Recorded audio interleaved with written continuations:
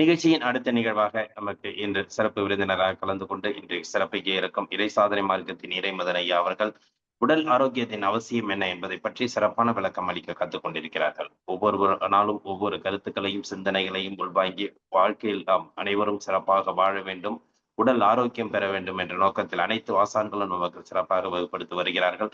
அந்த வகையிலே இன்று நமக்கு சிறப்பானதொரு அதாவது உடல் ஆரோக்கியத்தின் அவசியம் பற்றி சிறப்பான விளக்கம் அளிக்க இறை சாதனை மார்க்கத்தின் இறைமதன் ஐயா அவர்களை அன்புடன் அழைக்கின்றோம்.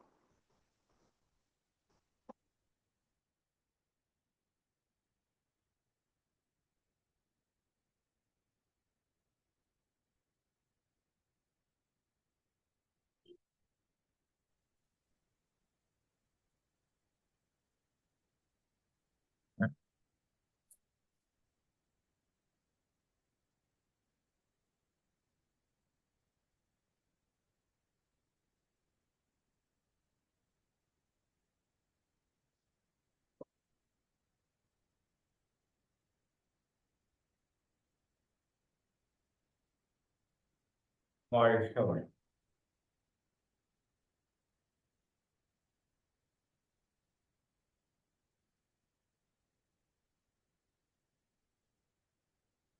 வாழ்க வையகம், வாழ்க வையகம், வாழ்க வளம். குரு வாழ்க, குருவே. எல்லாம் வல்ல இறையாற்றலையும் அதன் அனைத்து தன்மாற்ற நிலைகளையும் பஞ்சபூதங்களையும் நவகோள்களையும் பிரபஞ்ச அன்னையையும் அனைத்து உயிர்களையும் ஒரு சேர நினைந்து நன்றியுணர்வோடு வணங்கிக் கொள். ஆசான் அருட்தந்தை வேதாத்திரி மகரிஷி அவர்களோடு இதுகாரம் இப்பிரபஞ்சத்திலே தோன்றிய சித்தர்கள், மகான்கள், யோகியர்கள், ஞானியர்கள், ரிஷிகள், மகரிஷிகள் அனைவருடைய தெய்வீக சக்திகளும் நம்மோடு பரிபூரணமாக நிறைந்து நின்று இந்த தெய்வீக நிகழ்வினை மிக சிறப்பாக நிகழ்த்தி கொடுப்பார்களாம். வாழ்க வளம், வாழ்க வாழ்க வளமுடன். மிக்க மகிழ்ச்சி அன்பர்களை மீண்டும் சந்திப்பதில் ரொம்ப ரொம்ப சந்தோஷம். நண்பர்களே, இன்னைக்கு நாம் ஒரு மிக மிக முக்கியமான ஒரு சிந்தனையை சிந்திக்க இருக்கிறோம். அதாவது இந்த உலகத்திலே பிறக்கின்ற மனிதர்கள் எல்லோருக்குமான நோக்கம் நாம மகிழ்ச்சியாக வாழ்வது என்பதை நான் சென்ற வகுப்புல உங்களுக்கு நினைவுபடுத்தி இருந்தேன். நீங்களும் அதை நல்லா புரிந்து அதற்கு அடுத்தடுத்த வரக்கூடிய வகுப்புகள்ல ரொம்ப தீவிர ஆர்வம் காட்டுவதற்கு ரொம்ப மகிழ்ச்சி, வாழ்த்துக்கள். எப்பவுமே எந்த ஒரு விஷயத்த நீங்க ஆர்வத்தோட செய்றீங்களோ அதுல நிச்சயமா நம்ம வெற்றி பெறுவோம். அதுபோல இவ்வளவு நபர்கள் தொடர்ந்து ஆர்வமாக நம்ம வாழ்க்கையை மேம்படுத்தி கொள்ளணும், நம்ம உடல் ஆரோக்கியத்தை மேம்படுத்தி கொள்ளணும், இன்னும் நம்ம மன அமைதியை உயர்த்தி கொள்ளணும்னு வர்றது ரொம்ப ரொம்ப மகிழ்ச்சியான ஒரு விஷயம்.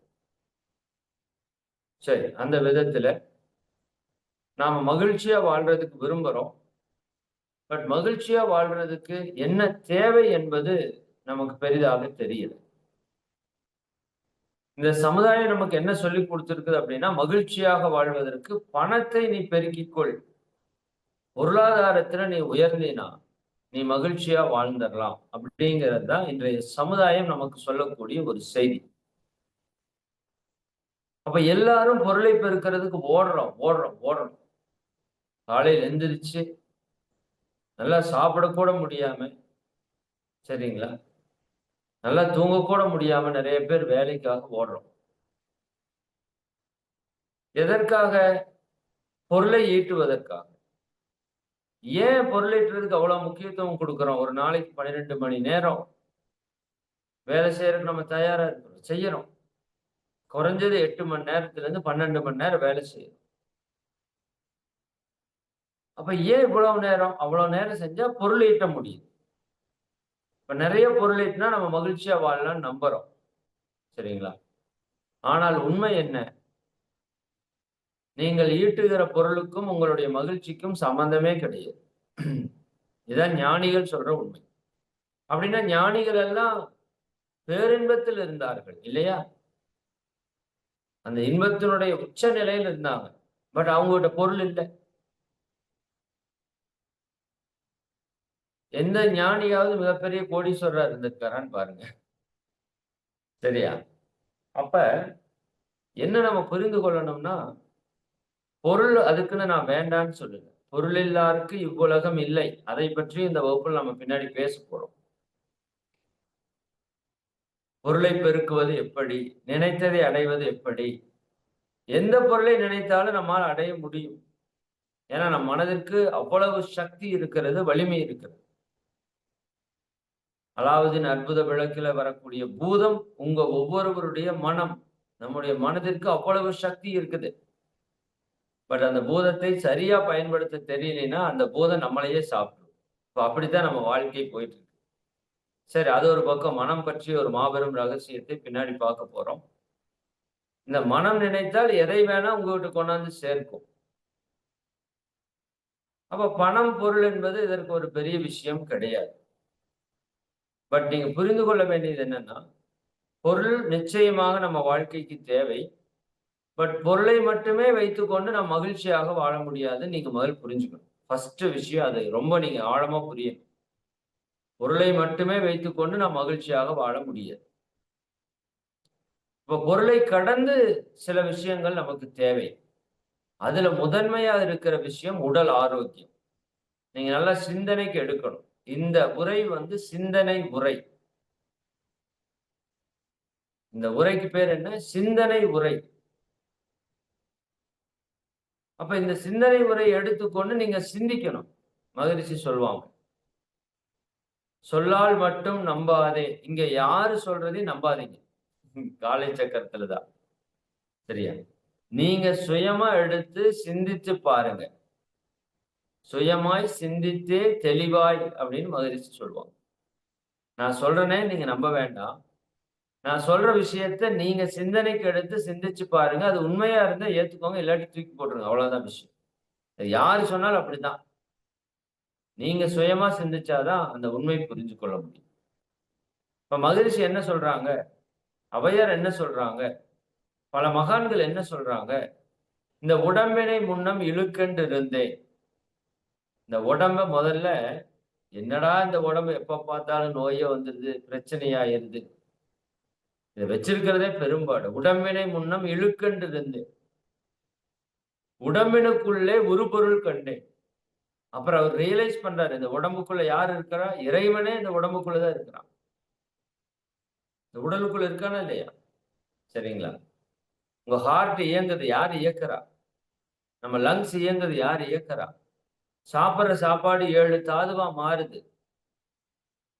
சரிங்களா?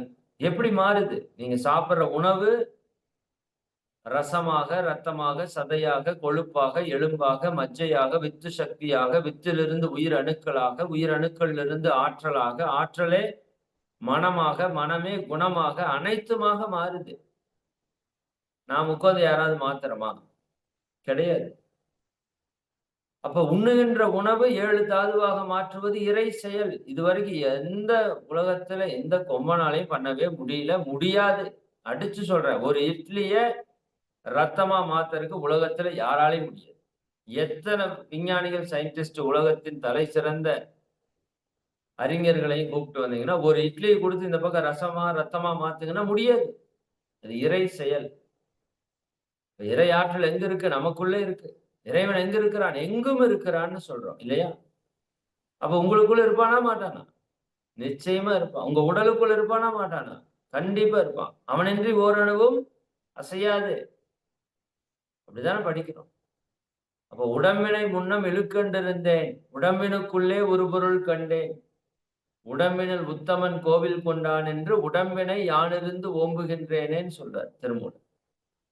உடம்புக்குள்ள இறைவன் இருக்கான். கவனமா இருங்க. சரிங்களா? உள்ளம் பெருங்கோயில், ஊன் உடம்பே ஆலயம். ஊன் உடம்பே ஆலயம். இதெல்லாம் நீங்க கொஞ்சம் மனப்பாடம் பண்ணி வச்சுக்கோங்க.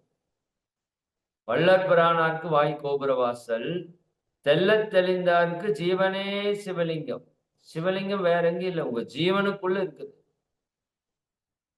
ஜீவனே சிவன். சரிங்களா? அப்ப இந்த உடலை நீங்க எந்த அளவுக்கு ஆரோக்கியமா வச்சுக்கிறீங்களோ அந்த அளவுக்கு நீங்க மகிழ்ச்சியா இருப்பீங்கிறது மகரிஷியோடைய ஆழமான கோட்பாடு. மகரிஷி மட்டும் இல்ல, பல ஞானிகள் அதுதான் சொல்றாங்க. உடம்பார் அழியின் உயிரார் அழிவர். இந்த உடம்பு போயிருச்சுன்னா உயிர் போயிரும்பா. கவனமா இருக்கணும். நான் ஏன் உடம்ப ஆரோக்கியமா வச்சுக்கணும் அப்படிங்கிற கேள்விக்கான பதில் தான் இந்த உரை. நான் ஏன் உடற்பயிற்சி செய்யணும்? நான் ஏன் தியான பயிற்சி செய்யணும்? எதற்காக நான் உடல் ஆரோக்கியமா வச்சுக்கணும்? சரிங்களா? இந்த சமுதாயத்துல இந்த உடலை பற்றிய விழிப்புணர்வே இல்லாம போச்சு. அதான் உண்மை. நம்ம முன்னோர்கள் இந்த உடலுக்கு பெரிய முக்கியத்துவம் கொடுத்தாங்க. நன்னா புரிஞ்சுக்கணும். நீங்க ஆழமா நீங்க மகிழ்ச்சியா வாழ்றதுக்கான முதல் தகுதி உடல் ஆரோக்கியம் தான். சிந்திச்சு பாருங்க. உங்க உடல் ஆரோக்கியம் போயிருச்சு அப்படின்னா நீங்க எதையெல்லாம் இழக்க வேண்டி வரும்?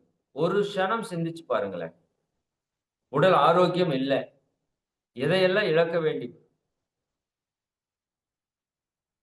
நல்லா சாப்பிட முடியுமா? உதாரணத்துக்கு ஒரு காய்ச்சல் வந்துருச்சுன்னு வச்சுக்கோங்க. சாதாரண ஒரு காய்ச்சல் வந்துருச்சு.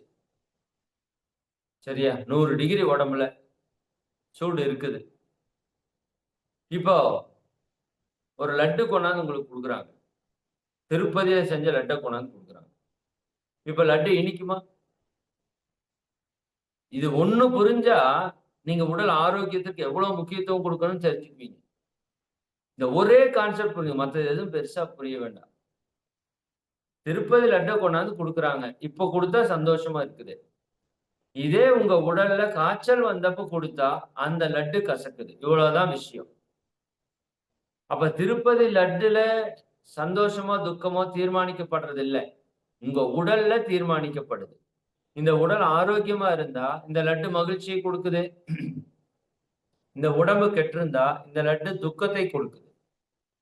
இப்படி இந்த லட்டு மட்டும் இல்ல, இந்த உலகத்தில் இருக்கிற அத்தனை பொருட்களும். இப்ப டிவி பாக்குறீங்க, இந்த உடல் ஆரோக்கியமா இருந்தா சந்தோஷமா பாக்குறீங்க. இந்த உடல் கெட்டு போச்சு, தலைவலிக்குது, காய்ச்சல் அடிக்குது, டிவி பாப்பீங்களா? சந்தோஷமா? டிவி சந்தோஷத்தை கொடுக்குமா? துக்கத்தை கொடுக்கும். அது ஆஃப் பண்றா, எப்பா பார்த்தாலும் நொய் நொயின்னு ஓடிட்டே இருக்கு. கொஞ்ச நேரம் அமைதியா இருக்க கூடுறீங்களா? அப்படித்தானே திட்டுறோம். உடம்பு சரியில்லைன்னா சரிங்களா? ஒரு நல்ல பாட்டு கேட்குறீங்க, உடம்பு ஆரோக்கியமா இருந்தா போடுங்க, அந்த பாட்டை போடுங்க கேட்கலாம் கார்ல. சரியா? கேட்குறீங்களா? உடம்பு ஆரோக்கியமா இருந்தா பாட்டு கேட்கறது சந்தோஷமா இருக்குது. உடம்பு ஆரோக்கியம் இல்லை, சரிங்களா, பாட்டு கேட்கறது சந்தோஷமா இருக்குமா? யோசித்து பாருங்க. அப்போ ஒரு விஷயத்த நீங்க அனுபவிக்கிறதுக்கு இந்த உடம்பு தான் வேணும். இந்த உடம்ப வச்சுதான் நீங்க அனுபவிக்க முடியும். மகரிஷி சொல்லுவாங்க, இந்த உலகப் பொருள் அத்தனையும் அனுபவிக்கணும்னா இந்த உடம்பு நல்லா இருக்கணும். இந்த உடம்பு போச்சு, சந்தோஷம் போச்சு. உடல் நலத்தை இழந்தா நீங்க எதை இழக்கணும்? நல்ல காட்சியை பார்க்கறத இழந்துருவீங்க. சந்தோஷம் வராது. நல்லா சாப்பிட முடியாது. நல்லா தூங்க முடியுமா? உடம்பு சரியில்லைனா நிம்மதியா தூங்க முடியுமா? யோசித்து பாருங்க. முடியாது. உடம்பு சரியில்லைனா உங்க குடும்ப கடமைகளை உங்களால செய்ய முடியுமா? ஒரு பெண் உடம்பு சரியில்லைன்னு ஒரு நாள் படுத்துக்கிட்டீங்க, அந்த வீடு எப்படி இருக்கும்? குப்பமேடு மாதிரி இருக்காது? யோசிச்சு பாருங்க. ஒரு நாள் வீட்டுல அம்மா உடம்பு சரியில்லைன்னு படுத்துட்டா, பாத்திரம் அப்படியே கிடக்கும், துணிமணி அப்படியே கிடக்கும், கூட்ட முடியாது. உங்க வீடே குப்பமேடு ஆகி போயிடும். இதே ஒரு ஆண் உடம்பு சரியில்லாம ஒரு மாசம் இருந்தாருன்னா சோத்துக்கு பிச்சைதான் எடுக்கணும். ஆமா, பொருளீட்ட முடியாது. யோசித்து பாருங்க. உடம்பு சரியில்லைன்னா பொருளீட்ட முடியாது, பணம் சம்பாதிக்க முடியாது, ஈட்டின பொருளை அனுபவிக்க முடியாது. பணம் வச்சிருக்கலாம் நீங்க, அந்த பணத்தை வச்சு நீங்க சந்தோஷத்தை அனுபவிக்க முடியுமா? டூர் போவீங்களா? உடம்பு சரியில்லை, உங்களுக்கு லட்சக்கணக்கில் பணம் இருக்குது, டூர் போவீங்களா? அனுபவிக்க முடியாது. சரிங்களா? ஒரு கார்ல ஒரு டிரைவர், ஒரு ஓனர் போறாங்க. ஒரு ஊருக்கு டிராவல் பண்றாங்க. டிராவல் பண்றப்போ ஒரு ஹோட்டல்ல நிறுத்தி சாப்பிடறதுக்கு போறாங்க. போறப்ப அந்த ஓனர் ஆர்டர் பண்றாரு. தம்பி எனக்கு சுகர் இருக்கு, இதெல்லாம் வேண்டாம். எனக்கு பிபி இருக்கு, இதெல்லாம் வேண்டாம். எனக்கு கொலஸ்ட்ரால் இருக்கு, இதெல்லாம் வேண்டாம். என்ன சார் வேணும்? ஒரு சப்பாத்தி மட்டும் குடு. சாம்பார் ஊத்துனா பிரச்சனை. சரியா? இட்லி அரிசி தின்னா பிரச்சனை. ம். ஒரு சட்னி ஊத்துனா தேங்காய் பிரச்சனை. ஒரே ஒரு சப்பாத்தி மட்டும் குடுப்பா. சரியா? நான் சாப்பிட்டுக்கிறேன். இந்த பக்கம் டிரைவர் ஆர்டர் பண்றாரு. அண்ணா ஹோட்டல்ல என்னென்னவெல்லாம் இருக்கு? எல்லாத்துலயும் ஒவ்வொரு பிளேட் குடுங்க. அடிச்சு விளாசுறாரு. சரிங்களா? நல்லா புரிஞ்சுக்கோங்க. இங்க கோடிக்கணக்குல பணம் இருக்கு. ஆனா அனுபவிக்க முடியல. இங்க மாசம் 10,000 தான் சம்பளம். ஜாலியா இருக்கிறோம். சரிங்களா? அப்ப உடல் ஆரோக்கியம் இருந்தா தான் நீங்க அனுபவிக்க முடியும். நான் ஒரு மிகப்பெரிய ரகசியத்த சொல்றேன். இத மட்டும் நீங்க மனசுல வச்சுக்கோங்க. ரொம்ப முக்கியமான ரகசியம். சரிங்களா? இப்ப நீங்க வாழ்க்கையில பிறந்ததிலிருந்து உள்ள இருக்கிறவங்களுக்கு எப்படி இருந்தாலும் ஒரு 20 வயதுல இருந்து 80 வயது வரைக்கும் இருக்கிறதுக்கு வாய்ப்பு இருக்கு. அதிகபட்சம் 80க்கு மேல இருப்பீங்க. இப்ப உங்க எல்லார்கிட்டயும் ஒரு கேள்வி கேட்கிறேன். நீங்க பிறந்ததிலிருந்து இன்று வரை எப்படி சந்தோஷமா இருந்தீங்க? அப்படின்னு கேட்கிறேன். எப்படியெல்லாம் சந்தோஷமா இருந்தீங்க? அப்படிங்கிறத நீங்க சிந்தனைக்கு எடுத்துங்க. பிறந்ததிலிருந்து இன்று வரைக்கும்.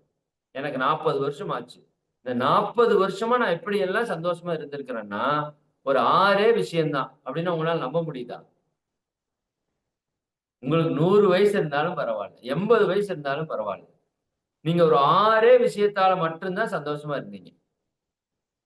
வேற சந்தோஷமே கிடையாது உங்களுக்கு லைஃப்ல. என்ன சார் இப்படி சொல்றீங்க? எத்தன சந்தோஷம்?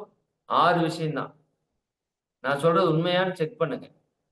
நீங்க பிறந்ததுலருந்து இன்னைக்கு வரைக்கும் 1 பார்த்து சந்தோஷமா இருந்திருப்பீங்க. ஒரு நல்ல பொருளையோ, ஒரு நல்ல காட்சியவோ, ஒரு நல்ல படத்தையோ, நல்ல உறவுகளையோ பார்த்து சந்தோஷமா இருந்திருப்போம். கரெக்ட்டா? பார்த்து சந்தோஷம். 2வது நல்ல உணவை சாப்பிட்டு சந்தோஷமா இருந்திருப்போம். கரெக்ட்டா? நல்ல டேஸ்டான உணவை சாப்பிட்டு சந்தோஷமா இருந்திருப்போம். இந்த வாயை கொண்டு நல்ல சொற்களை பேசி சந்தோஷமா இருந்திருப்போம். பேச்சுல சந்தோஷமா இருந்திருப்போம். கரெக்ட்டுங்களா? வாய் மூலமா சந்தோஷம். 3வது நல்ல வாசனை உணர்ந்து சந்தோஷமா இருந்திருப்போம். கரெக்ட்டா? ஏதோ ஒரு நல்ல வாசனை உணர்ந்து சந்தோஷமா இருந்திருப்போம். ஏதோ ஒரு நல்ல சிந்தனையை கேட்டு சந்தோஷமா இருந்திருப்போம். நல்ல இசையை, பாடலை கேட்டு சந்தோஷமா இருந்திருப்போம். இந்த உடல்ல நல்ல உணர்வு, ஒரு நல்ல வெயிலா இருக்குது, போய் நிழல்ல நின்னா ஒரு சந்தோஷம் வரும். சரிங்களா? ஒரு ரொம்ப குளிரா இருக்கு, ஒரு கதகதப்பா இருந்தா ஒரு சந்தோஷம் வரும். இந்த தோல் மூலமாக சந்தோஷத்த அனுபவிச்சிருப்போம். இதை கடந்து நல்ல விஷயத்தை நினைக்கிறதுல சந்தோஷமா இருந்திருப்போம். இத தவிர உங்களால பிறந்ததிலிருந்து இன்னைக்கு வரைக்கும் வேற எந்த சந்தோஷத்தையும் சொல்ல முடியாது. உண்மையான்னு பாருங்க. நீங்க உலகம் முழுக்க சென்று பார்க்கலாங்க. இந்த கண்ண வச்சுட்டு தான் பார்க்கணும். நல்லா புரிஞ்சுக்கோங்க. இந்த கண்ணு போச்சு, இந்த உலகம் உங்களுக்கு இருளாயிரும். நல்லா புரிஞ்சுக்கங்க. சரிங்களா? நீங்க இந்த உலக இன்பத்தை அனுபவிக்கணும்னா, உங்க கண்ணு மூலமா, காது மூலமா, மூக்கு மூலமா, வாய் மூலமா, தோல் மூலமா, மூளை மூலமா இவ்வளவுதான். என்ஜான் உடம்புக்கு சிரசே பிரதானம். சும்மாவெல்லாம் சொல்லல. மிகப்பெரிய ஆன்மீக ரகசியம் இது. சிந்திச்சு பாருங்க. அப்ப இந்த உலக இன்பத்தை நீங்க அனுபவிக்கணும் அப்படின்னா, இந்த உடலை கொண்டுதான் இத்தன நாள் அனுபவிச்சீங்க. அதான் இந்த உடல் கெட்டுருச்சுன்னா, அது பார்க்கறது சந்தோஷம் இல்ல, கேட்கறது சந்தோஷம் இல்ல, ஸ்மெல் பண்றது சந்தோஷம் இல்ல, டேஸ்ட் பண்றது சந்தோஷம் இல்ல. எல்லா சந்தோஷம் போயிரும். மொத்த சந்தோஷம் வாரி வலிச்சுட்டு போயிரும். உங்க உடல் நலம் கெட்டு போச்சு. சரிங்களா? அப்ப இப்ப நீங்க புரிந்து கொள்ள வேண்டியது, நான் பிறந்ததிலிருந்து இன்று வரை சந்தோஷத்தை அனுபவித்தது இந்த உடலை கொண்டுதான். மூளை, மனசு அது உங்க உடலுக்குள்ள ஒரு பகுதி. உங்க உடல் இயக்கம் சரியா இல்லாட்டி மூளை இயக்கம் சரியா இருக்காது, மன இயக்கம் சரியா இருக்காது. சரிங்களா? அப்ப நம்முடைய உடல் அப்படிங்கிறது மிக மிக ஒரு அற்புதமான ஒரு விஷயம். இறைவன் கொடுத்த கொடைன்னு நான் போன வகுப்புல சொன்னேன். எத்தனை கோடி கொடுத்தாலும் கிடைக்காத பொக்கிஷம் உங்களுடைய உடல். கண் இல்லாதவங்கிட்ட போய் கேட்பாருங்க, கண்ணனுடைய அருமை தெரியும். இல்ல நீங்க 1 மணி நேரம் கண்ணை கட்டிட்டு உங்க வீட்டுக்குள்ள நடங்க, வேலை செய்யுங்க, உங்க கண்ணோட வேல்யூ என்னன்னு தெரியும். நமக்கு வேல்யூ தெரியல, அதான் பிரச்சனை. சரிங்களா? காது கேட்காம ஒரு 10 நாள், ஒரு நாள் இருந்து பாருங்க, அப்பதான் காதோட அருமை தெரியும். அப்ப இந்த உடலுடைய மதிப்பு நமக்கு தெரியல, யாரும் நமக்கு சொல்லல, தவறு கிடையாது. அப்ப இந்த உடலை கொண்டுதான் நீங்க சந்தோஷத்தை அனுபவிச்சிருக்கீங்க. இப்போ நான் சொல்றேன், இனி வாழ்நாள் முழுக்க இந்த உடலை கொண்டுதான் நீங்க சந்தோஷத்தை அனுபவிக்கணும். வேற வழியே கிடையாது. உலகத்துல வேற வழியே கிடையாது. நீங்க வாழ்நாள் முழுக்க மகிழ்ச்சியா இருக்கணும்னா உங்க உடல் ஆரோக்கியமா இருந்தா மட்டும்தான். இல்லாட்டி நீங்க கோடி கோடியா பணம் வச்சிருக்கலாம், 10 பைசாக்கு பிரயோஜனமாக சந்தோஷத்தை கொடுத்துருமா? சொல்லுங்க. பிரியாணியா செஞ்சு போடலாம், உடம்பு சரியில்லைன்னா எப்படி தின்னு சந்தோஷமா இருக்கிறது? சரிங்களா? அதனாலதான் சொல்றாங்க மகான்கள், உடலை ஆரோக்கியமாக வைத்துக் கொள்ளுங்கள். அதான் உங்களோட அடிப்படை. சரி, நான் சந்தோஷமா இருக்கிறதுலயே உச்சகட்ட சந்தோஷம் என்ன அப்படின்னா, மனித வாழ்க்கையுடைய நோக்கம் என்ன? இப்போ ஃபேனுக்கு ஒரு நோக்கம் இருக்குது, காத்து தள்ளணும். லைட்டுக்கு ஒரு நோக்கம் இருக்குது, வெளிச்சத்தை கொடுக்கணும். டிவிக்கு ஒரு நோக்கம் இருக்குது, படத்தை காட்டணும். இல்லையா? இப்படி எல்லாத்துக்கும் ஒரு நோக்கம் இருக்குல்ல. உங்களுக்கு எனக்கு என்ன நோக்கம்? என்ன பர்பஸ்க்காக நம்ம வந்திருக்கிறோம் தெரியாது. சத்தியமா சொல்றேன், மகான்கள் கிட்ட வர்றதுக்கு முன்னாடி நமக்கு தெரியாது. இப்ப நான் சொல்ற கருத்து ரொம்ப ரொம்ப ஆழமான கருத்து. இதை ஒவ்வொன்றையும் ஒவ்வொரு மணி நேரம் பேச வேண்டிய ஒரு 10 மணி நேரம் உரையை நான் இந்த 1/2 மணி நேரத்துல கொண்டாந்து சுருக்கி உங்களுக்கு கொடுக்குறேன். முடிஞ்ச வரைக்கும் கரெக்டா புரிஞ்சுக்கோங்க. சரிங்களா? இப்போ மனித வாழ்க்கையோட நோக்கம் என்னன்னு மகான்கள் சொல்றாங்கன்னா, நாம இறைவனை உணர்வதற்காக பிறந்திருக்கிறோம்னு சொல்றாங்க. மனிதனுடைய பிறப்பினுடைய நோக்கம் என்ன? இறைவனை உணர்வதற்காக. இறைவனை உணர்வது என்பது தன்னை உணர்வது என்பதற்கு சமமான ஒரு விஷயம்தான். ஏன்னா இறைவனே அனைத்துமாக இருக்கிறான், இறைவனே நானாகவும் இருக்கிறான், நீங்களாகவும் இருக்கிறான். அப்ப என்னை உணர்வதற்காக நான் வந்தேன்னு சொன்னாலும் கரெக்ட் தான். செல்ஃப் ரியலைசேஷன் என்று சில மகான்கள் சொல்றாங்க. இல்ல இறைவனை உணர்வதற்காக வந்திருக்கிறேன், காட்ஸ் ரியலைசேஷன் என்றாலும் ஒண்ணுதான். சரிங்களா? அப்ப மனித வாழ்க்கையுடைய நோக்கம் என்ன? இறைவனை உணர்வது. சார், இறைவனை உணர்ந்தா என்ன கிடைக்கும்னா பேரின்பம் கிடைக்கும். என்ன இன்பம்? பேரின்பம் கிடைக்கும். சார், அது என்ன சார் பேரின்பம்? நீங்க ஒரு வார்த்தை கேள்விப்பட்டிருக்கலாம், சிற்றின்பம். இந்த உலகத்திலே நாம் அனுபவிக்கிற எல்லா இன்பமும் சிற்றின்பம். நீங்க சாப்பிடுறீங்கல்ல சாப்பாடு, அது சிற்றின்பம். பாட்டு கேட்கறது சிற்றின்பம், படம் பார்க்கறது சிற்றின்பம். அப்படின்னா சிற்றின்பத்துக்கு பேரின்பத்துக்கு என்ன வித்தியாசம்னா ஒரே வித்தியாசம் தான். இந்த சிற்றின்பம் அளவுக்கு மேல போனா துன்பமா கன்வெர்ட் ஆயிடும். யோசிச்சு பாருங்க. சாப்பிடுறோம், நல்லா இருக்குது, சூப்பரா இருக்குது, இட்லி 4 இட்லி சாப்பிடலாம், நல்லா இருக்குது. 7 இட்லி சாப்பிட்டீங்கன்னா என்ன ஆகும்? துன்பமாயிருமா இல்லையா? சரிங்களா? இந்த ஸ்பீச் கேட்கறீங்க, கேட்கறதுக்கு நல்லா இருக்குது, 1/2 மணி நேரம் கேட்கலாம், 1 மணி நேரம் கேட்கலாம். 10 மணி நேரம் கேட்க முடியுமா கண்டினியூவா? காது எரிஞ்சு போயிடாது. அப்ப ஒரு ஸ்மெல், மல்லிகைப்பூ வருது, வாசனை நல்லா இருக்கு, மூக்கு பக்கத்தால 1 மணி நேரம் வச்சிருக்க முடியுமா உங்களால? துன்பமாயிரும், மயக்கம் போட்டுருவீங்க. டிவி பார்க்கலாம், சந்தோஷம், கண்டினியூவா ஒரு 10 மணி நேரம் பார்க்க முடியுமா?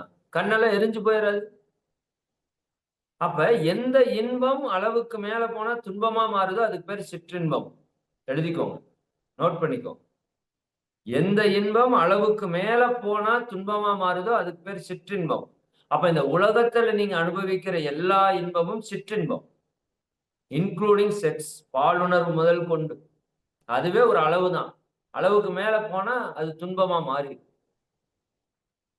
சரிங்களா?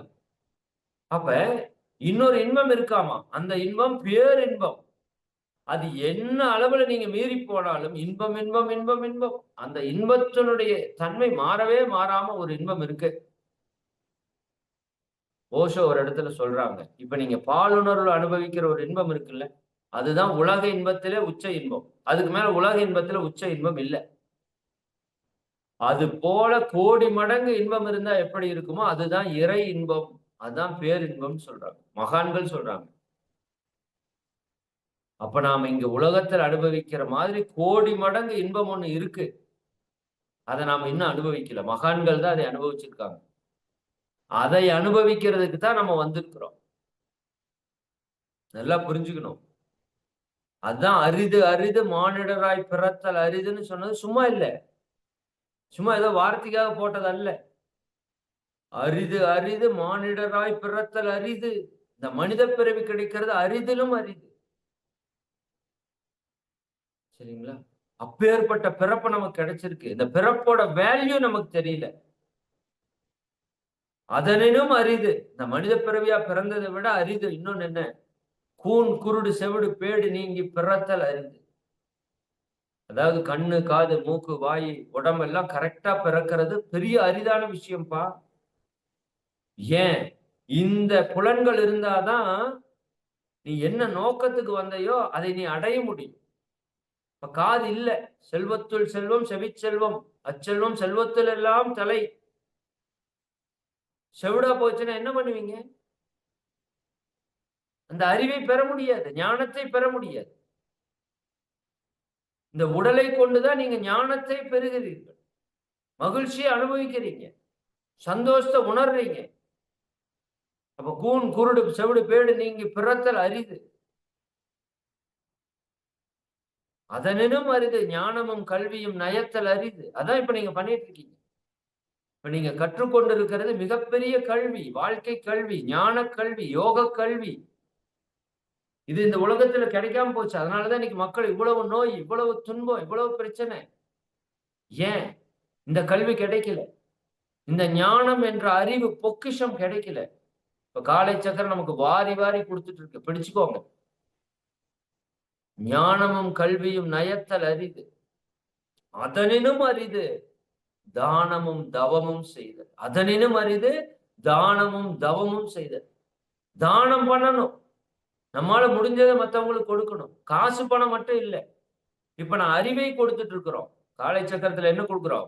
உங்களுக்கு பணம் கொடுக்கல, அறிவை கொடுக்கிறோம். இது அறிவு தானம். அன்னத்தை கொடுத்தா அன்னதானம், பொருளை கொடுத்தா பொருள் தானம், அறிவை கொடுத்தால் அறிவு தானம். மகான்கள் நமக்கு அறிவு தானத்தை பண்ணி கொண்டிருக்கிறார்கள். இங்க வரக்கூடிய ஆசான்கள் உங்களுக்கு அறிவு தானத்தை பண்றாங்க. நல்ல சிவமையா உங்களுக்கு பயிற்சி தானமாக கொடுத்துட்டு இருக்கிறாங்க.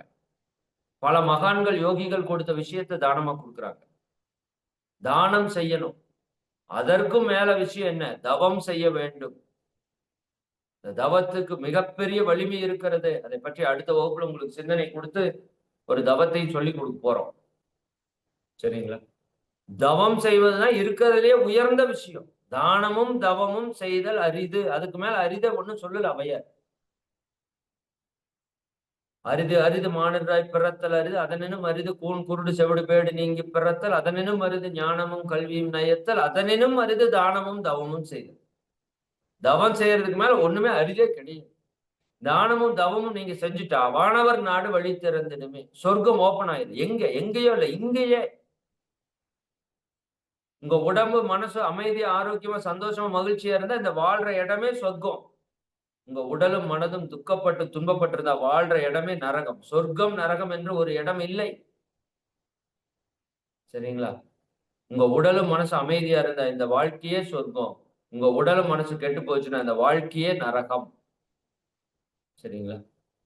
அப்ப மனித வாழ்க்கையுடைய நோக்கம் இறைவனை உணர்வது.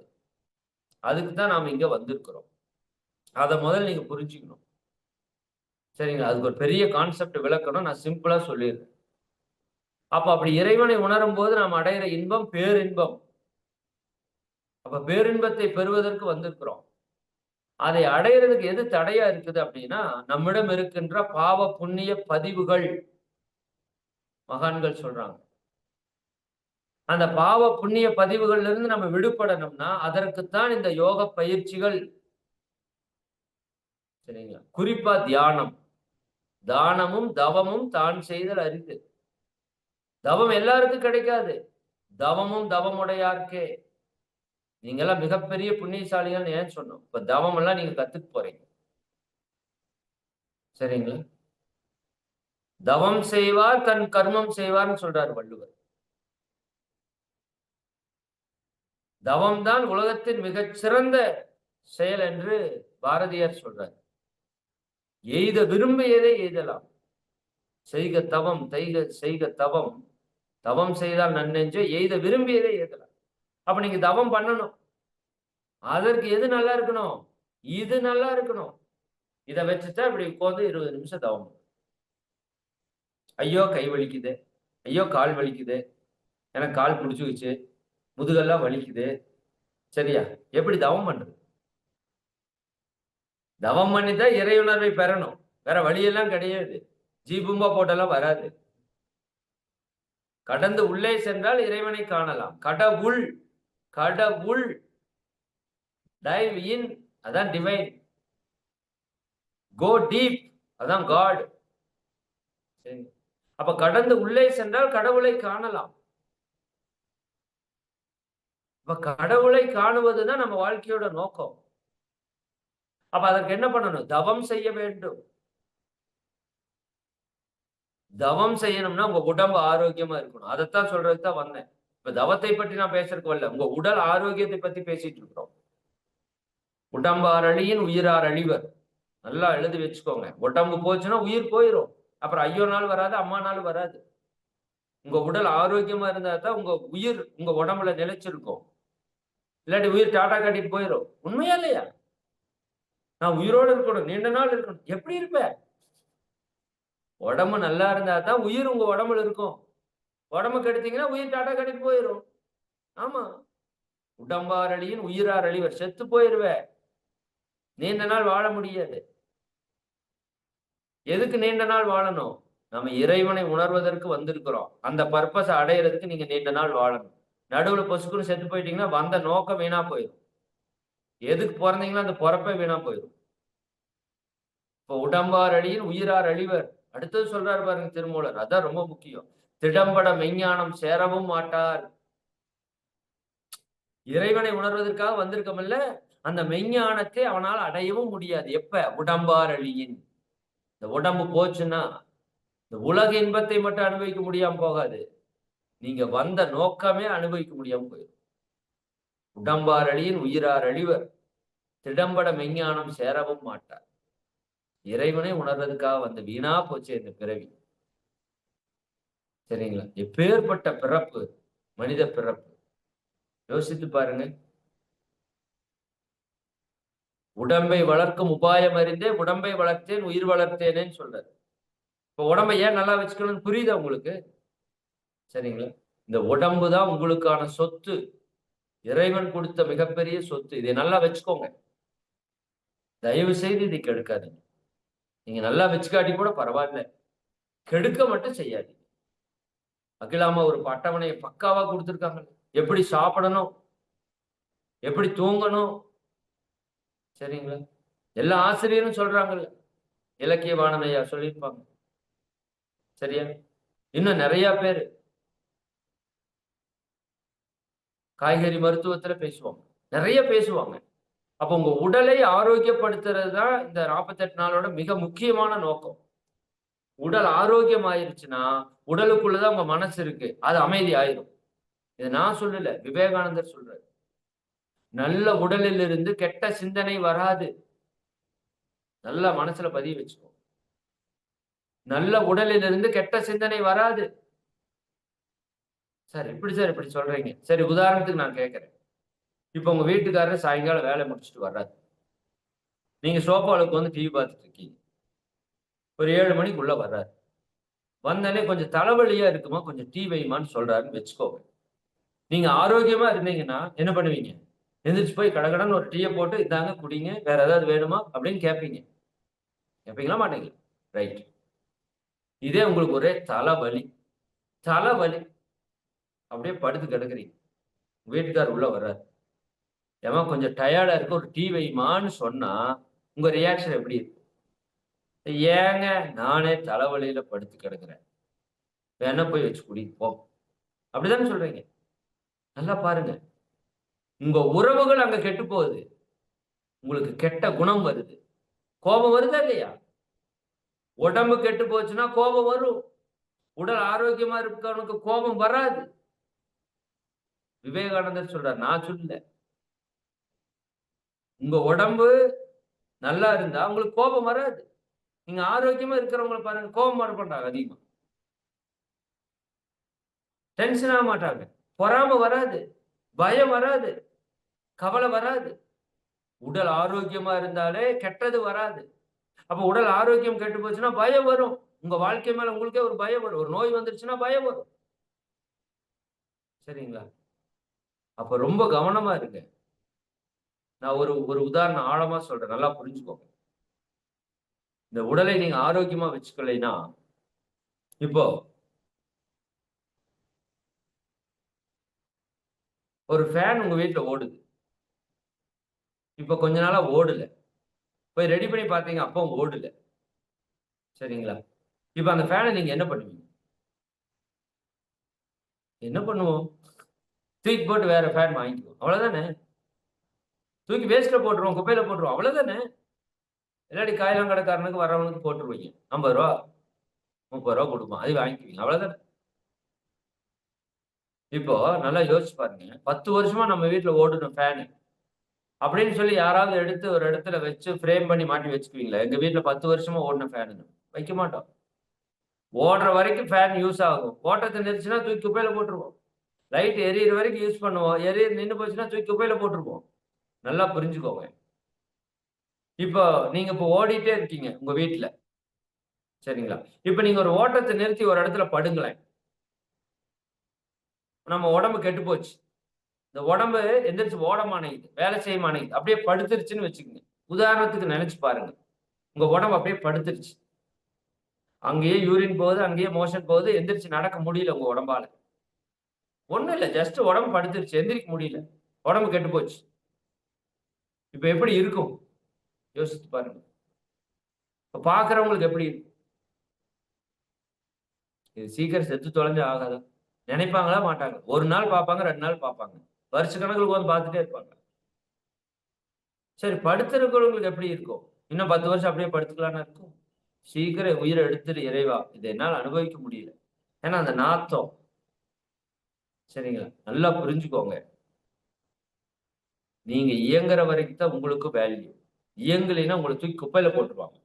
எனக்கும் அதேதான். சரிங்களா?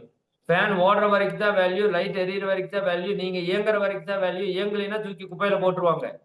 வாழ்நாள் முழுக்க உங்களுக்கு நீங்க தான் துணை. வாழ்க்கை துணையே இருந்தாலும் அது 2வது தான். நீங்க பிறந்ததிலிருந்து சாகுற வரைக்கும் உங்க கூட வர்றது உங்க உடம்பு மட்டும் தான். மறந்துடாதீங்க. இத நல்லா வச்சுக்கோங்க. இது நல்லா இருந்தா எத்தன கோடி வேணா சம்பாரிக்கலாம். பட் எத்தன கோடி வச்சு இதை சம்பாரிக்க முடியாது. சத்தியமா முடியாது. சிந்திச்சு பாருங்க. சரிங்களா? அப்ப ரொம்ப ரொம்ப முக்கியமான விஷயம். ரொம்ப ரொம்ப முக்கியமான விஷயம். உங்க உடல் ஆரோக்கியம். இதுக்கு மேல ஒண்ணு கிடையாதுன்னு நீங்க முதல் பிரெஃபரன்ஸ் இதுக்கு குடுக்கணும். அதுக்கு தான் இவ்வளவு அழுத்தமா நான் இந்த சப்ஜெக்ட் இங்க பேசுறேன். நீங்க பொருள் பெருக்கறத 2வது வச்சுக்கோங்க. நல்லா புரிஞ்சுக்கோங்க.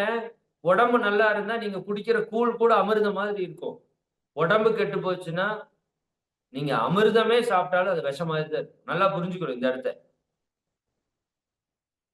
அப்ப பொருள் பெருக்கிறது எவ்வளவு முக்கியமோ, அது மாதிரி கோடி மடங்கு முக்கியம் உங்க உடம்ப ஆரோக்கியமா வச்சுக்கிறது. நான் மறுபடியும் சொல்றேன். உங்க உடல் ஆரோக்கியமா இருந்தா கோடி கோடியா சம்பாதிக்க முடியும். ஆனால் கோடி கோடியா சம்பாதிக்கிறத வச்சுட்டு உங்க உடல் ஆரோக்கியமா வைக்க முடியாது. சத்தியமா முடியாது. சரிங்களா? அப்ப இதற்கு முக்கியத்துவம் குடுக்கணும். இப்போ ஒரு குரங்கு கிட்ட கொண்டு போய் 10 கோடி ரூபாய் பணத்தையும் 10 வாழைப்பழத்தையும் கொடுத்தீங்கன்னா எதையும் எடுத்துட்டு ஓடிடும். வாழைப்பழத்துல எடுத்துட்டு ஓடிடும். இது குரங்கோட புத்தி. அதுக்கு சிந்திக்க தெரியாது. இப்ப மனுஷங்கிட்ட கொண்டாந்து 10 கோடி ரூபாய் கொடுத்து உடல் ஆரோக்கியத்தை கொடுத்தீங்கன்னா எதையும் எடுத்துட்டு ஓடுவோம். உண்மையை சொல்லுங்க. எதையும் எடுத்துட்டு ஓடுவோம். 10 கோடி ரூபாய் பணத்தை எடுத்துட்டு ஓடிடும். சேம் குரங்கு புத்தி நம்மளுக்கு. 10 கோடி ரூபாய் பணத்தை வச்சு உடல் ஆரோக்கியத்தை கொடுக்க முடியுமா? சொல்லுங்க, முடியுமா? முடியாது. அப்ப நல்ல சிந்தனை இருக்கிறவன் எதை எடுப்பான்? உடல் ஆரோக்கியத்தை எடுப்பான். அதை எடுத்தா நீங்க எத்தனை கோடி வேணா சம்பாதிக்கலாம். இப்ப நிறைய பேர் என்ன பண்றாங்க? உடல் ஆரோக்கியமா இருக்கிற உடம்ப கெடுத்து, கண்டபடிக்கு வேலை செஞ்சு, உடம்பையெல்லாம் சின்னாபின்னப்படுத்தி, அதுக்கப்புறம் அந்த சம்பாதிச்சது கொண்டு போய் டாக்டர்கிட்ட கொடுத்து, எனக்கு உடல் நலத்தை கொடுங்க சார்ன்னு கேட்கிறோம். என்ன ஒரு கூத்து பாருங்க. இதான் உலகத்தின் மிகப்பெரிய அதிசயம் தலாய் லாமா சொல்றாரு. நல்லா இருந்த உடம்ப ஓடி ஓடி கண்டதை தின்னு, கண்டபடிக்கு வேலை செஞ்சு உடம்ப கெடுத்து, அதுல சம்பாரிச்சு, அந்த சம்பாரிச்சது கொண்டு போய் கொடுத்து மறுபடியும் உடம்ப சரி பண்ணுன்னு சொல்றதுக்கு, சரி அது ஏதோ ஒரு படத்துல சொல்றேன், பருத்தி மூட்டை கம்னு குடோன்லயே இருந்திருக்கலாங்கிற மாதிரி ஆயிப்போயிடும். நல்லா புரிந்து கொள்ளுங்கள் நண்பர்களே. தீர்க்கமா சொல்றேன். இந்த உலகத்துல நீங்க மகிழ்ச்சியா வாழணும்னா, உடல் நலம் இல்லாம எதையும் செய்ய முடியும். நீங்க மகிழ்ச்சியா வாழணும், உங்க குடும்பத்தை நல்லா பார்த்துக்கணும், உங்க உறவுகள் நல்லா பார்த்துக்கணும். தொழில் எவ்வளவு கெட்டு போயிருக்கு தெரியுமா? ஒரு மேனேஜர் ஒரு வாரத்துக்கு வரலைன்னா அந்த கம்பெனி எப்படி அல்லாடுது இல்லையா? ஒரு குறிப்பிட்ட நேரத்துல வேலைக்கு போகலைன்னா அந்த தொழில் வீணா போயிருதா இல்லையா? மகிழ்ச்சி சொல்றாங்க, நீங்க உடல் நலத்தை நல்லா வச்சுக்கிறதே தொண்டுதான். உடல் நலத்தை நீங்கள் கெடுப்பது பாவம்னு சொல்றாரு மகிழ்ச்சி. ஏன்? நீங்க உடல் நலம் கெட்டு படுத்து கிடக்குறீங்க. உங்களுக்காக 4 டாக்டர் வேலை செய்யணும், 4 நர்ஸ் வேலை செய்யணும், 10 மருந்து கம்பெனி வேலை செய்யணும். நீங்க பல பேருடைய உழைப்பை திருடுகிறீர்கள். இன்னும் உங்க ஊர்ல இருந்து சொந்தக்காரன் வருவான். அவன் வேலையை கெடுத்துட்டு வருவான் இங்க. அவன் திட்டிட்டே வருவான். இந்த நாய் எப்ப பார்த்தாலும் உடம்பு சரியில்லாம படுத்துக்குது. இது வந்து பார்க்கலைன்னா என்னை வேற திட்டிட்டு கிடக்குன்னு திட்டிட்டே வருவான். இங்க வந்து நல்லா இருக்கீங்களான்னு கேட்பான். தேவையே அதில்ல உங்களுக்கு. மகிழ்ச்சி சொல்றாங்க, உங்க உடம்பை நீங்க ஆரோக்கியமாக வைத்துக் கொள்வதே இந்த சமுதாயத்துக்கு செய்யற மிகப்பெரிய தொண்டு. யோசித்து பாருங்க. எத்தனை பேரோட உழைப்பை நம்ம திருடிடுவோம். நம்ம கடமை நம்மால செய்ய முடியாது. குடும்பத்துல ஊருப்பட்ட பிரச்சனைகள் வரும். குடும்பத்துல மேக்சிமம் சண்டை எதனால வருது? உங்க உடல் கெட்டு போவதனால தான் வருது. அது நிறைய பேருக்கு தெரியுது இல்ல. உறவுகள்ல இணக்கம் இருக்காது. பொருளாதாரத்தை ஈட்ட முடியாது. அதை விட ரொம்ப முக்கியமா ஷாக்கிங் சொல்ற பாருங்க. நீங்க 10 ஆண்டு காலம் கஷ்டப்பட்டு சம்பாதிச்சத 10 நாள்ல அந்த டாக்டர் எடுத்துருவாங்க. உடம்பு கெட்டு போச்சுன்னா போச்சு. 10 வருஷம் 20 வருஷம் இந்த கொரோனா டைம்ல கேட்டு பாருங்க. இப்பவும் எனக்கு நிறைய பேர் போன் பண்றாங்க. சார், போன வாரம் ஹாஸ்பிட்டலுக்கு போனேன். எனக்கு இந்த பிரச்சனை இருக்குன்னு சொன்னாங்க. 20 லட்சம் ரூபாய் காலி சார். ஆமா. நல்லா புரிஞ்சுக்கணும். சரிங்களா? நீங்க பல ஆண்டுகள் சேர்த்து வைத்த பொருள் ஒரு சில நாட்களில் உங்களை விட்டு வெளியே போயிடும். நோய் வந்துருச்சுன்னா. நோய் வந்தா சொல்றேன். கவனமா இருக்கணும். அது இன்னைக்கு இருக்கிற காலத்துல ரொம்ப கவனமா இருக்கணும். சரிங்களா? இப்ப நீங்க சேர்த்த பொருள் எல்லாம் விரயமா போயிரும். வீணா போயிரும். உங்க ஹார்ட்ட 2 நிமிஷம் நின்னு போன ஹார்ட்ட இயக்க வைக்கணும்னா 10 லட்சம் ரூபாய் செலவாகும். அப்போ ஒவ்வொரு க்ஷணமும் இயங்கிட்டு இருக்கிற உங்க ஹார்ட்டுக்கு வேல்யூ என்ன? எத்தனை கோடி கொடுத்தா இது வேல்யூன்னு பாருங்க. சுவாசம் மூச்சு சரியா போகல. ஒரு ஆக்சிஜன் எடுத்து வச்சா எத்தனை செலவாகுது? உங்க மூக்கு இயல்பா அந்த மூச்சு இழுத்து விட்டுட்டே இருக்குது. அப்ப எத்தனை கோடி கொடுக்கறது? டயாலிசிஸ் பண்றதுக்கு எத்தனை ஆயிரம் செலவு பண்றீங்க? உங்க கிட்னி இயற்கையா பிரிச்சு டயாலிசிஸ் பண்ணிட்டே இருக்கே. ஒவ்வொரு நாளும் ஒவ்வொரு நிமிஷமும் பண்ணிட்டே இருக்கே. எத்தனை கோடி கொடுக்கறது? அப்ப இதுக்கெல்லாம் காசு கொடுத்தா எப்படி பார்த்துக்கணும் நீங்க? அப்படி பார்த்துக்கோங்க. அதனாலதான் நான் சொன்னேன், ஒரு நாளைக்கு 1 மணி நேரம் நீங்கள் உடற்பயிற்சி செய்தால் உங்கள் உடல் உங்களை 23 மணி நேரம் ராஜா மாதிரி பார்த்துக்கும், ராணி மாதிரி பார்த்துக்கும். தயவு செய்து செய்ய வேண்டும். உடல் ஆரோக்கியமா வச்சுக்கிறதுக்கு உடற்பயிற்சி நல்லா செய்யணும், தியானம் நல்லா செய்யணும். இன்னும் இயற்கை வாழ்வியல் சொல்லி கொடுத்திருக்கிற அந்த உணவு கரெக்டா. மருந்தன வேண்டாவாம் யாக்கைக்கு அடிச்சிட்டாரு ஒரு நெத்தி அடி. இதுக்கு மேல உலகத்துல எவனும் சொல்ல முடியாது. மருந்தன வேண்டாவாம் யாக்கைக்கு. இந்த உடம்புக்கு மருந்து வேண்டாமையா? என்ன பண்ணணும்? அருந்தியது அற்றது போற்றி உண்ணு. நீ சாப்பிட்டது நல்லா பசி எடுத்து சாப்பிடு, நல்ல ஜீரணமாற மாதிரி சாப்பிடு. சாப்பிட்டது நல்லா கழிவு வெளியே போயிடுச்சான்னு பாரு. இத பார்த்துட்டு கரெக்டா அளவா சாப்பிடு. உன்னோட உடம்புக்கு மருந்தே வேண்டான்ற, எந்த மருந்தும் வேண்டாம். இப்ப நம்ம பார்த்து கொண்டிருக்கிற இந்த முறைகள் மருந்தில்லா மருத்துவ முறைகளை நீங்க பார்த்துட்டு இருக்கீங்க. அப்ப இதன் மூலமாக உங்கள் ஆரோக்கியத்தை நீங்கள் பெருக்கிக் கொள்ள வேண்டும். நான் ஒரு செய்தி சொல்லி நிறைவு செய்யற காலம் கருதி, அதாவது உங்க வாழ்க்கையில 24 மணி நேரம், இந்த 24 மணி நேரத்தை 8 மணி நேரம் உறக்கத்திற்கு ஒதுக்கிக் கொள்ளுங்கள். உறக்கத்திற்கு 8 மணி நேரம், நோ காம்ப்ரமைஸ். எனக்கு நேரம் இல்லை, அப்ப நீங்க செத்து போயிருவீங்க, போங்க. நோய் வந்து செத்து போயிருவீங்க. 8 மணி நேரம் தூக்கம் தேவை, சரிதானுங்களா? அது இல்லாட்டி உங்க உடம்பு நல்லா இருக்காது. நீங்க நல்லா பயிற்சி தியானத்துல ஆழ்ந்து ஈடுபடும் போது அது 7 மணி நேரமா 6 மணி நேரமா குறையும். அதெல்லாம் வேற. முதல்ல இப்ப 8 மணி நேரம் தூங்கணும், 8 மணி நேரம் வேலை செய்யணும், 8 மணி நேரம் பிற விஷயங்களுக்கு ஒதுக்கணும். அது நீங்க சாப்பிடுறது, குளிக்கிறது, எக்ஸசைஸ் பண்றது, தியானம் பண்றது, எல்லாத்துக்கும். சரிங்களா? இதுல ஃபர்ஸ்ட் ப்ரெஃபரன்ஸ் எதுக்கு கொடுக்கணும் அப்படின்னா, நீங்கள் உடலுக்கு பயிற்சி செய்வதற்கு, மனதிற்கு பயிற்சி செய்வதற்கு கொடுக்கணும். ஆனா இன்னைக்கு நம்ம டிவிக்கும் செல்போனுக்கும் பல மணி நேரத்தை விரயம் பண்ணி வெட்டியாக்கி இந்த உடலுக்கும் மனதுக்கும் பயிற்சி செய்யறதுக்கு நேரம் இல்லைன்னு சொல்றோம். அப்படி சொன்னீங்க அப்படின்னா நிச்சயமாக நாம் ஆஸ்பத்திரி போறதை யாராலையும் தடுக்க முடியும். சரிங்களா? அப்ப ஃபர்ஸ்ட் ப்ரெஃபரன்ஸ் எதுக்கு கொடுக்கணும்? உங்க உடலுக்கு மனதுக்கு. உங்களுக்கு முதல் நீங்க நேரம் ஒதுக்கணும். இப்ப நீங்க உங்க வீட்டுக்காரருக்கு நேரம் ஒதுக்கியிருப்பீங்க, மனைவிக்கு நேரம் ஒதுக்கியிருப்பீங்க, குழந்தைகளுக்காக சம்பாதிக்கிறதுக்கு நேரம் ஒதுக்குறீங்க, உங்க குடும்பத்துக்காக நேரம் உங்களுக்குன்னு நேரம் நீங்க ஒதுக்கி இருக்கிறீங்களா? அதுதான் இப்ப நீங்க ஒதுக்கிட்டு இருக்கிறீங்க. ரொம்ப மகிழ்ச்சி எனக்கு. இந்த 1.5 மணி நேரம் நீங்க யாருக்காக ஒதுக்குறீங்க? உங்களுக்காக ஒதுக்குறீங்க. இது சுயநலம் அல்ல. தான் நல்லா இருந்தா தான் உங்க குடும்பம் நல்லா இருக்கும், இந்த சமுதாயம் நல்லா இருக்கும். அப்ப நீங்க உங்களுக்குன்னு நேரம் ஒதுக்கணும். உங்க உடலை நீங்க தான் பார்த்துக்கணும். பெண்கள் காலையில 11 மணிக்கு சாப்பிடுறீங்க, உடம்பு வீணா போகுமா போகாதா? நல்லா புரிஞ்சுக்கோங்க. பெண்கள் தான் அந்த குடும்பத்தினுடைய ஆணி வேர். பெண்கள் உடல்நலம் கெட்டு போச்சு, அந்த குடும்பம் அசைஞ்சு போயிடும். அப்ப உங்க உடல் நலத்தை நீங்க அக்கறை செலுத்துங்க. உடற்பயிற்சிக்கு அக்கறை செலுத்துங்க. கொஞ்சம் கொஞ்சமா செஞ்சு பழகுங்க. உடல் ஆரோக்கியமா வச்சுக்கோங்க.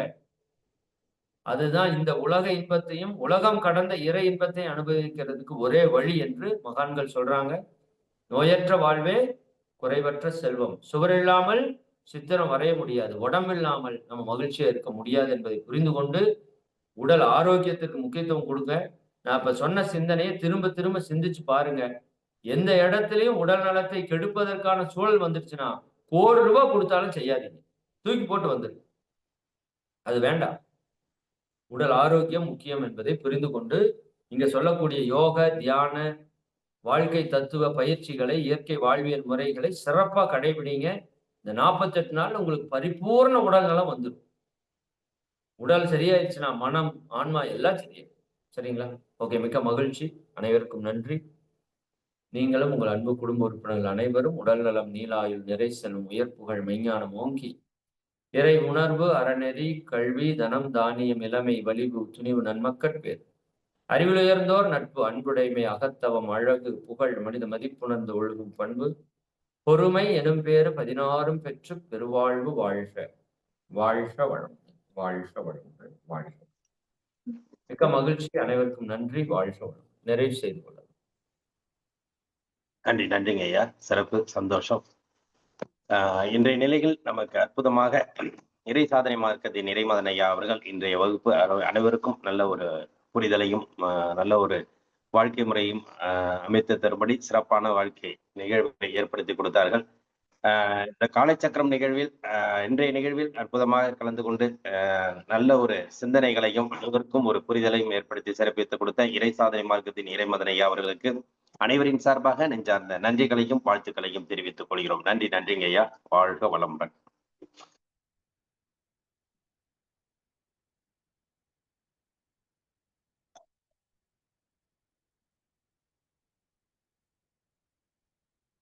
மற்றும் அன்பர்களுக்கு தொடர்ந்து நம்ம நிகழ்வு நடந்துகிட்டு இருக்கு. எல்லாருக்குமே எல்லா விஷயங்களும் தெரியும்.